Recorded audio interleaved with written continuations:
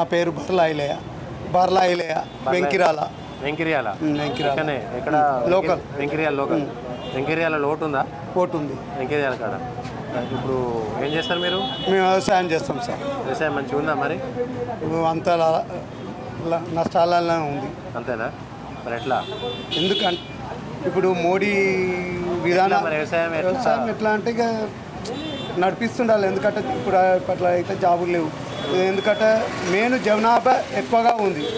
జనాభా ఎక్కువగా ఉండని కారణం ఏంటంటే అప్పట్లో కాంగ్రెస్ విధానాలు ఓన్లీ ఆపరేషన్ అనే ఇద్దరు అనేది కాలు హిందువులకు వచ్చేసింది. ప్లస్ వేరే వర్గానికి లేకుండా అయింది అన్నట్టు. వేరే 2004లో మియన్మారు బంగ్లాదేశ్లో మత ఘర్షణలు జరిగినప్పుడు వాళ్ళు మన ఇండియాలోకి వచ్చేసి మెయిన్ జనాభా వాళ్ళదే కనీసమైన 15 కోట్ల జనాభా ఉంది. మనకు ఉపాధి కల్పన దొరకాలంటే ఇక్కడ ఉన్న వేరే దేశస్తులు ముస్లింలు వాళ్ళు రోహింగ్యన్స్ మన ఇండియాకే వెళ్ళిపోతే ఇక్కడున్న ముస్లింలకు కూడా పని దొరుకుతుంది. రిజర్వేషన్ అంటారు. ఇక్కడున్న ముస్లింలకు ఆ రిజర్వేషన్ రాదు.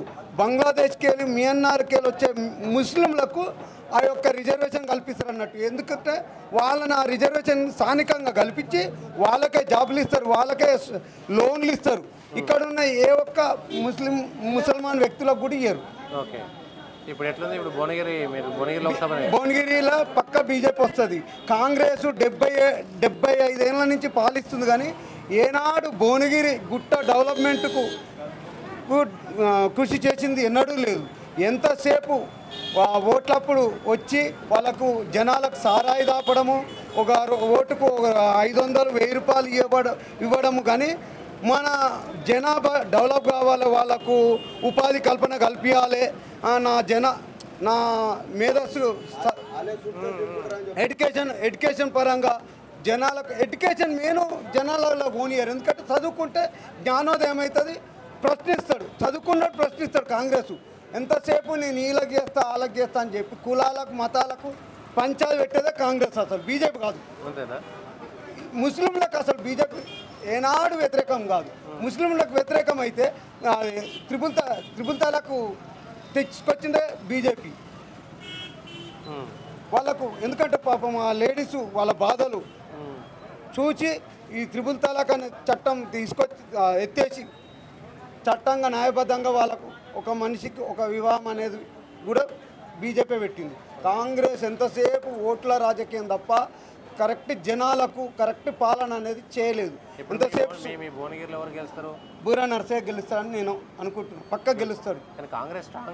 కాంగ్రెస్ ఆ ఎంపీగా నిలబడతాయని ఇంతవరకు తెలియదు.